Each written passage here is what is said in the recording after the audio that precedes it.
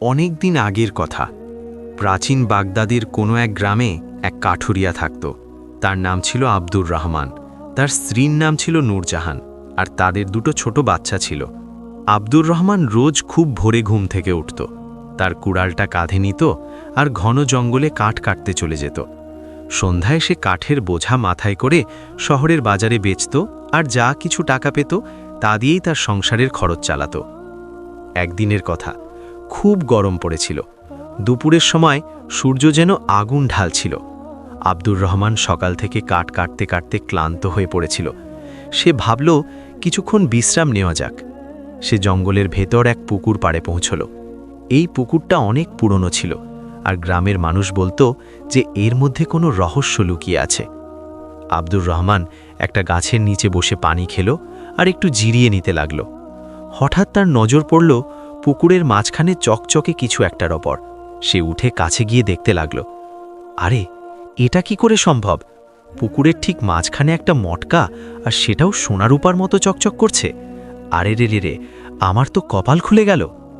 আব্দুর রহমানের মনে লোভ চলে এলো। সে ভাবল, যদি এই মটকা খাজানায় ভরা থাকে তবে তো আমি বড়লোক হয়ে যাব। তারপর আমাকে আর রোজ রোজ কাঠ কাটার দরকার হবে না।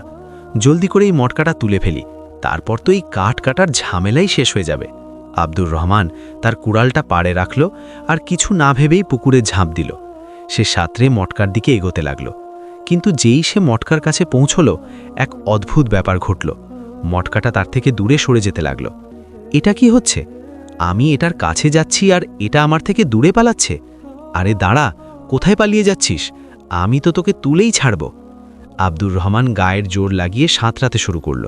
কিন্তু সে যতই মটকার কাছে যায়, মটকাটা ততই দূরে সরে যায়। শেষমেশ মটকাটা পুকুরের অন্য পাড়ে গিয়ে থেমে গেল। এই পাজি মটকা আমার সাথে খেলা করছে। কিন্তু দাঁড়া, আমি তোকে ছাড়াই পুকুর থেকে উঠব না। জীবনে এমন সুবর্ণ সুযোগ বারবার আসে না। আব্দুর রহমান আবার সাঁতরাতে লাগল, আর এবার সে মটকার একদম কাছে পৌঁছে গেল। সে মটকাটা ধরার জন্য হাত বাড়ালো, কিন্তু ঠিক সেই মুহূর্তে এক ভয়ঙ্কর ঘটনা ঘটল। হঠাৎ চারদিক থেকে ঘন কালো ধোঁয়া উঠতে শুরু করল। ধোঁয়া এত ঘন ছিল যে রহমান কিছুই দেখতে পাচ্ছিল না। আরে আরে, এটা কি হচ্ছে? আমার শরীর এই ধোঁয়ার মধ্যে হারিয়ে যাচ্ছে কেন? না না, এই মটকাটা অভিশপ্ত। বাঁচাও, কেউ বাঁচাও আমাকে। আমি মরতে চাই না, আমাকে ছেড়ে দাও। আল্লাহর ওয়াস্তে আমাকে ছেড়ে দাও, বাঁচাও।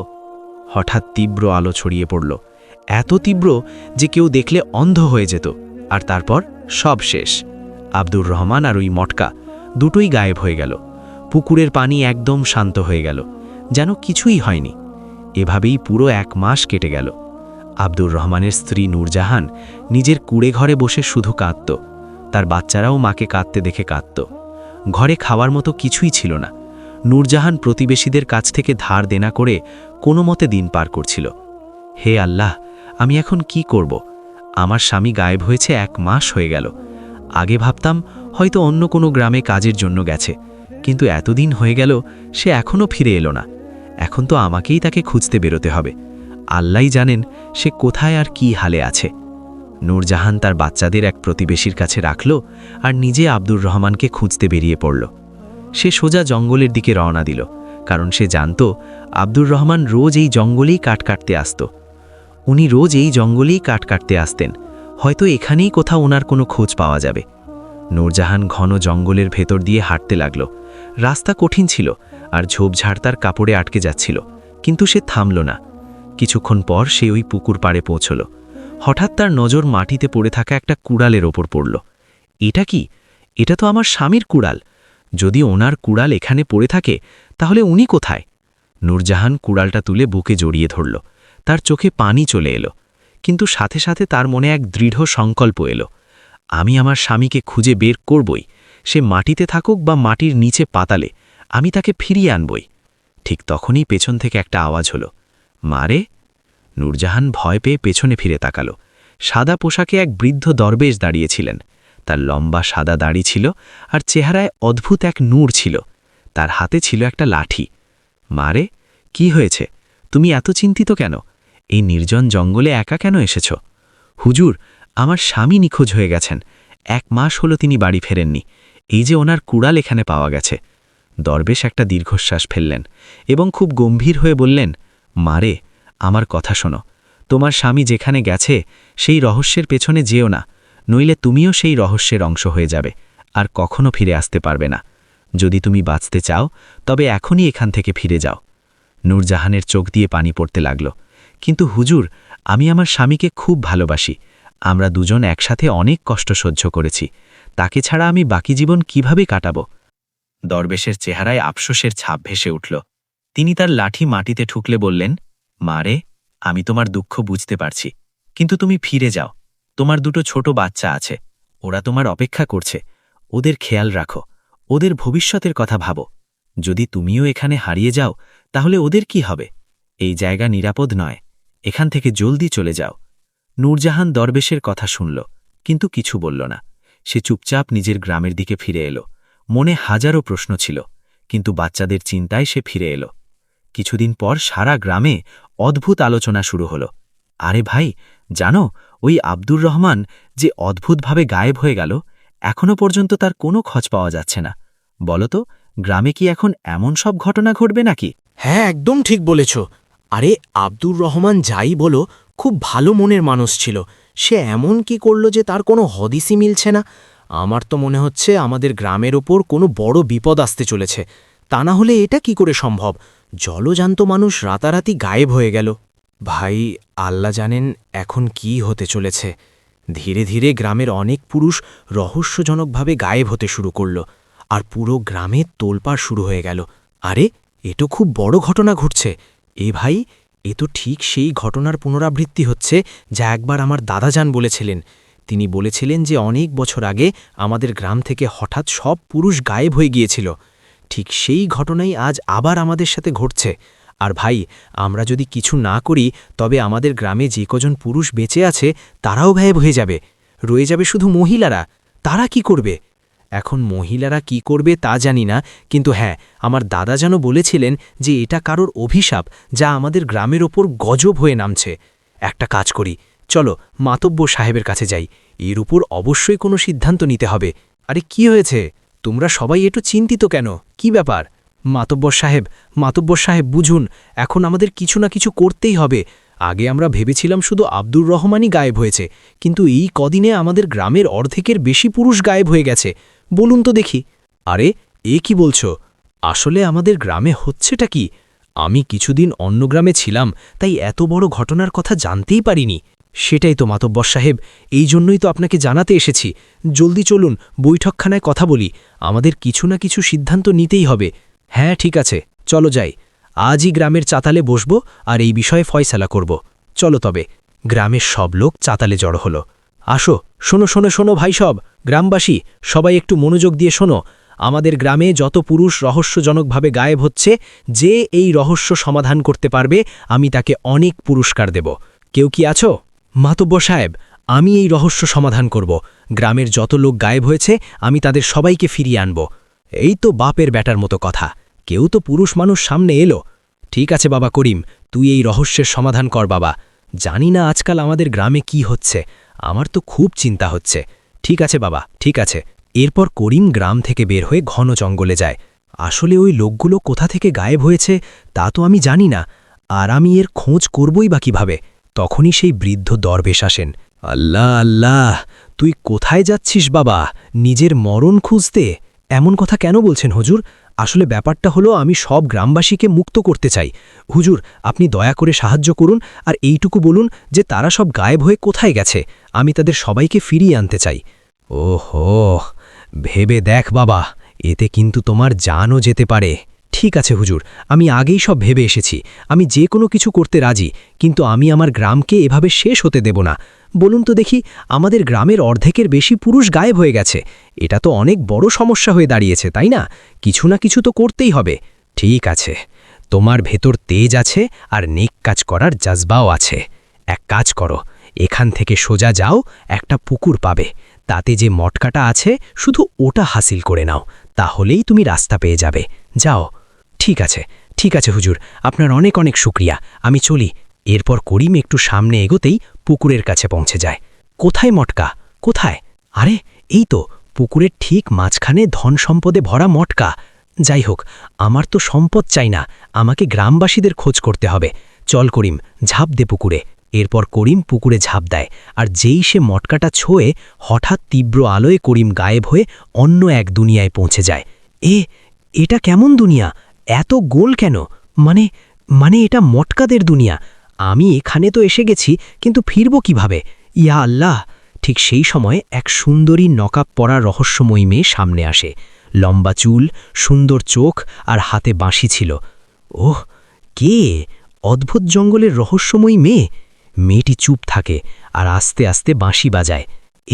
এই সুর, এটা কেমন সুর? আমি এর পেছনে পেছনে কেন যাচ্ছি? আমার পা তো আমার বশে নেই। থাম! আরে রে, এটা কি চক্কর? মেয়েটি বাঁশি বাজাতে বাজাতে সামনে হাঁটতে থাকে। করিম চাইলেও নিজেকে আটকাতে পারে না আর তার পেছনে পেছনে যেতে থাকে। কিছুক্ষণ পর সে এক অদ্ভুত জায়গায় পৌঁছায়, যেখানে চারদিকে বড় বড় মটকা ছিল। প্রত্যেক মটকা থেকে শুধু ঘাড়টুকু বাইরে ছিল। ইয়া আল্লাহ! এতগুলো মটকা, আর সেগুলো এত বড় বড়, আর এক একটা গ্রামবাসীর শুধু ঘাড় দেখা যাচ্ছে। ও, তার মানে এসব গ্রামবাসীকে পুরোপুরি এই মটকাগুলোতে বন্দি করে রেখেছে। তখনই মেয়েটি জোরে জোরে হাসতে থাকে। তো তুই কে? আর এই গ্রামবাসীদের তুই মটকার মধ্যে কেন বন্দি করে রেখেছিস? আর তাদের শুধু ঘাড় কেন দেখাচ্ছিস? শরীর কোথায়? এখন তুইও একটা মটকায় বদলে যাবি। এই দেখ এই বড় মটকাটা, এখন এটাই তোর কবর হবে। আলো করিমকে ধরতে আসে। তখনই করিম ঝট করে মাটি তুলে তার চোখে ছুঁড়ে মারে। আমাকে ধরতে পারবি না, বুঝেছিস? আমি তোকে জ্যান্ত ছাড়ব না। আরে দেখো দেখো, আমি তোমাকে ক্ষতি করতে বা কোনো লোভে আসিনি। আমি তো এখানে আমার গ্রামের লোকদের সাহায্য করতে এসেছি। আমাকে এটা বলো, কেন মটকার দুনিয়ায় বন্দি করে রেখেছো এদের সবাইকে? দেখো, আমার কথা বোঝো, আমাকে শুধু এইটুকু বলো, কেন করেছো? ঠিক আছে, তোকে তো এমনিতেই মরতে হবে, আর তুই লোভীও নস, তাই এই শখটা অবশ্যই পূরণ করব। আমার সত্যিটা জানতে চাস তো? শোন, এই ঘটনা সেই সময়ের যখন আমি এই দুনিয়ায় আসতে যাচ্ছিলাম। আরে এই সাব্বির, তোর বউয়ের বাচ্চা হবে। জানিয়ে দিস ছেলে হয়েছে না মেয়ে, সবাইকে খবর দিয়ে দেব। চিন্তা করবেন না চাচাজান, মেয়ে হলে তো আপনি জানেনই আমাদের গ্রামের যা রেওয়াজ, আমরা তাই করব, মেরে ফেলবো ওটাকে। চাই না আমাদের মেয়ে। হ্যাঁ হ্যাঁ হ্যাঁ, যদি একটাও মেয়ে আমাদের গ্রামে বেঁচে যায় তাহলে আমাদের পুরো গ্রামের সর্বনাশ হয়ে যাবে। আমাদের মুরব্বীরা বলেছিল আমাদের গ্রামে একটাও মেয়ে জন্মানো উচিত নয়, শুধু ছেলে জন্মাবে, মনে রাখিস। হ্যাঁ হ্যাঁ চাচাজান, আমার সব মনে আছে, সব মনে আছে। তখনই হঠাৎ বাচ্চার কান্নার আওয়াজ আসে। যা যা যা, দেখ তোর বউয়ের বাচ্চা হয়েছে, দেখ তো ছেলে না মেয়ে। ঠিক আছে চাচাজান, আমি এক্ষুনি দেখে বলছি, দাঁড়ান। সাব্বির ঘরের ভেতর যায়। ওগো, আমার বাচ্চা এই দুনিয়ায় এসেছে? হ্যাঁ, আচ্ছা ঠিক আছে, বাচ্চা তো এলো, কিন্তু এটা বল ছেলে না মেয়ে? আপনি কি সব বলছেন? এত মান্যত করার পর আমার বাচ্চা হয়েছে, আর আপনি এই প্রশ্ন আমাকে করছেন? হ্যাঁ, আমি মান্যত করেছিলাম, কিন্তু তার চেয়েও বড় আমাদের গ্রামের প্রথা। জলদি বল, কি হয়েছে, ছেলে না মেয়ে? ছেলে হয়েছে। কি সত্যি আমার ছেলে হয়েছে? হ্যাঁ, অনেক বড় বোঝা নেমে গেল। এখন আমি খুশিতে সারা গ্রামকে বলতে পারি আমার ঘরে ছেলে হয়েছে। সাব্বির কুড়ে ঘর থেকে বেরোলো। আমাকে মাফ করে দিও গো, কিন্তু আমি আমার মেয়েকে হারাতে চাই না। আমি জানি তোমরা মেয়েদের ঘৃণা করো, কিন্তু আমি আমার মেয়েকে কোনো মতেই হারাতে চাই না। ওদিকে সাব্বির হাসতে হাসতে ঘর থেকে বেরোলো। আরে চাচাজান, মোবারক হোক, মোবারক হোক। আরে আমার ছেলে হয়েছে, এটা তো বিরাট খুশির খবর। সারা গ্রামে মিষ্টি বিলানো হবে, আর সবাইকে ঢোল বাদ্য বাজিয়ে জানানো হবে আমাদের গ্রামে ছেলেই জন্মেছে। তারপর সব গ্রামবাসী আনন্দ করতে থাকে। আর এভাবেই ধীরে ধীরে সময় কাটতে থাকে। দেখতে দেখতে 4 বছর পার হয়ে যায়। আমার মেয়ে আলো, তুমি এখন 4 বছরের হয়ে গেছো, কিন্তু কেউ আজ পর্যন্ত জানতে পারল না যে তুমি আমার মেয়ে না ছেলে। যতদিন সম্ভব আমি কাউকে জানতেও দেব না যে তুমি আমার মেয়ে, আমার ছেলে নও। ঠিক সেই সময় সাব্বির পেছন থেকে শুনে ফেলে। এই, তুই মিথ্যে বলেছিস। এ মেয়ে, তুই তো বলেছিলিস যে এ ছেলে। এই কথা এক্ষুনি গিয়ে গ্রামের মানুষদের জানাচ্ছি। তুই মিথ্যে কেন বললি? এ আপনি কি কথা বলছেন গো? এ আপনার মেয়ে, আমাদের রক্ত। এমন করবেন না, আল্লাহর ওয়াস্তে। আমরা এই কথা 4 বছর ধরে গ্রামবাসীর কাছ থেকে লুকিয়েছি।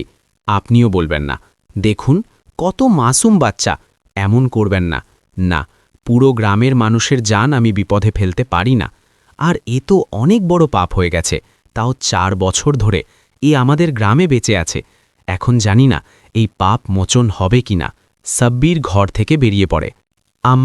আম্মা, আব্বাজান এমন কেন করছিলেন? আমি কি পাপ নাকি আম্মা? না রে মা, তুই একদম পাপী নস, তুই তো আমার রহমত। জানি না এখন কি হতে চলেছে। অন্যদিকে সাব্বির বুড়ো লোকটার কাছে পৌঁছায়। কি হলো সাব্বির, তোকে আজ খুব ঘাবড়ানো মনে হচ্ছে, কি ব্যাপার? চাচা যান, আসলে ব্যাপারটা হলো আমার বউ মিথ্যা বলেছিল। আমার ঘরে যে ছেলে আছে সে ছেলে নয়, বরং মেয়ে।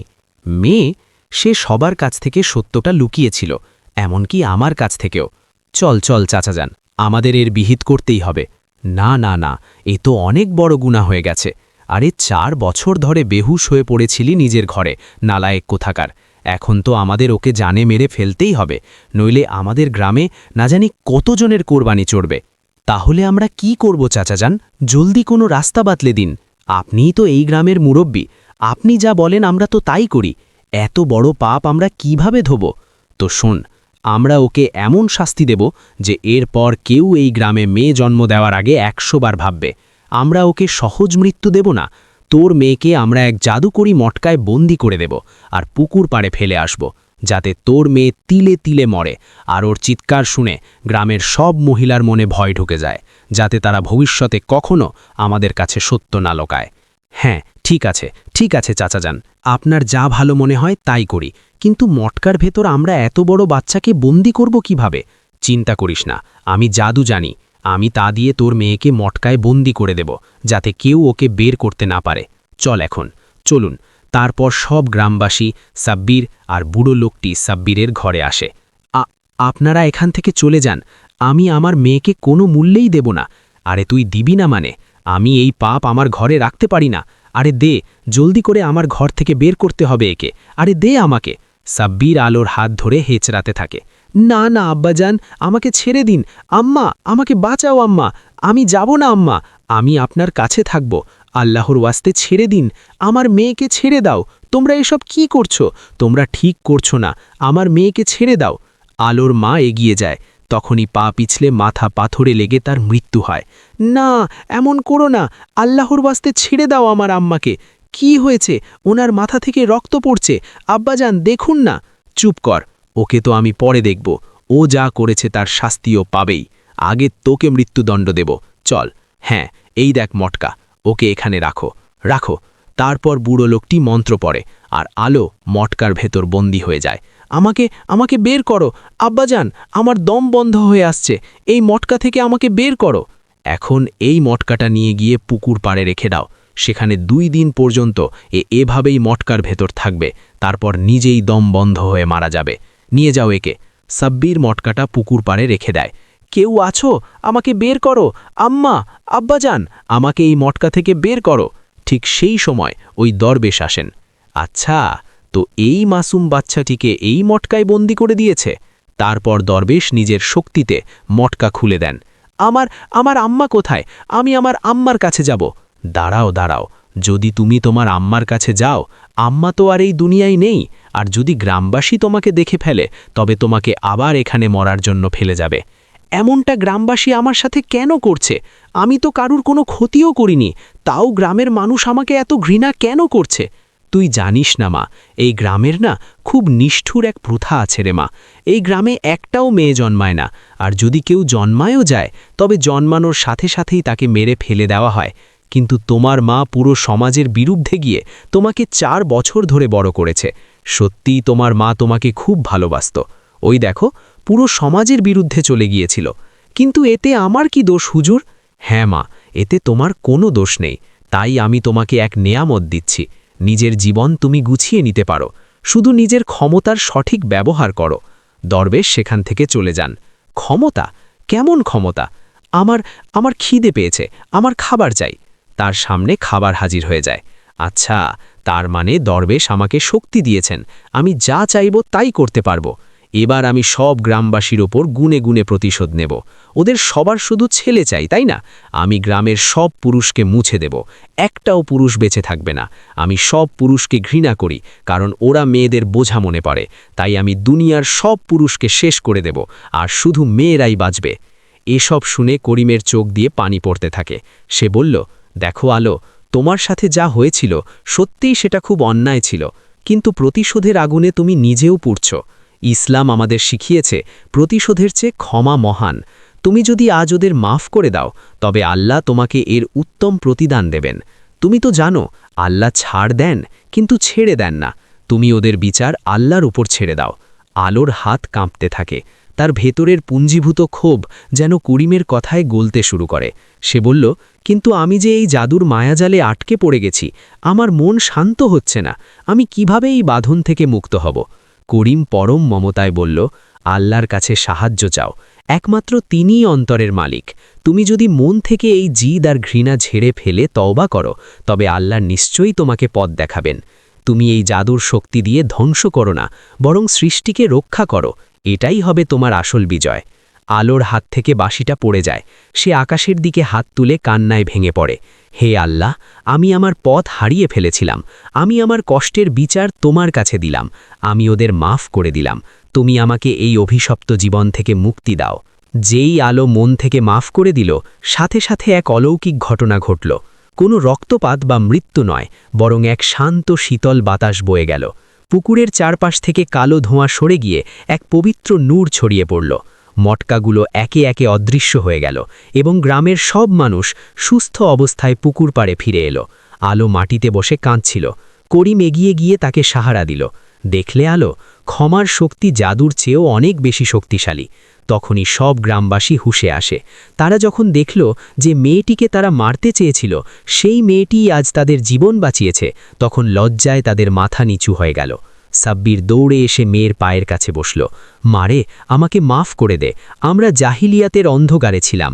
আমরা কন্যা সন্তানকে বোঝা মনে করে আল্লাহর নেয়ামতকে পায়ে ঠেলে দিলাম। আজ আল্লাহ আমাদের চোখ খুলে দিয়েছেন। তুই আমাদের বাঁচিয়ে প্রমাণ করে দিলি যে মেয়ে সন্তান কোনো বোঝা নয়, বরং রহমত। গ্রামের মুরব্বি এবং বাকি সবাই আল্লাহর কাছে তওবা করল। তারা সমস্বরে প্রতিজ্ঞা করল, হে আল্লাহ, আমরা ভুল করেছি। আজ থেকে এই গ্রামে ছেলে মেয়েতে কোনো ভেদাভেদ হবে না। আমরা আর কখনো কোনো কন্যা সন্তানের ওপর অন্যায় হতে দেব না। এরপর গ্রামের সবাই মিলে করিম আর আলোকে সম্মানের সাথে গ্রামে নিয়ে গেল। গ্রামের মসজিদে শুকরিয়া আদায় করা হলো। এরপর সবার সম্মতিতে এবং শরিয়াত মেনে করিম আর আলোর বিয়ে সম্পন্ন হলো। গ্রামের মানুষ বুঝতে পারল, বংশের প্রদীপ শুধু ছেলে নয়, মেয়েরাও হতে পারে, যদি তাকে সঠিক শিক্ষা আর ভালোবাসা দিয়ে বড় করা হয়। করিম আর আলো সুখে শান্তিতে সংসার করতে লাগল এবং তাদের মাধ্যমেই গ্রামটি এক আদর্শ গ্রামে পরিণত হলো। আমি আশা করি আপনারা এই গল্প থেকে গভীর এক শিক্ষা পেয়েছেন। যদি আপনারা আরও এমন শিক্ষণীয় গল্প শুনতে চান, তাহলে আমাদের চ্যানেলটি সাবস্ক্রাইব করুন এবং আপনারা কোন জায়গা থেকে আমাদের ভিডিও দেখেন কমেন্টে জানান। আপনাদের সহযোগিতার জন্য ধন্যবাদ।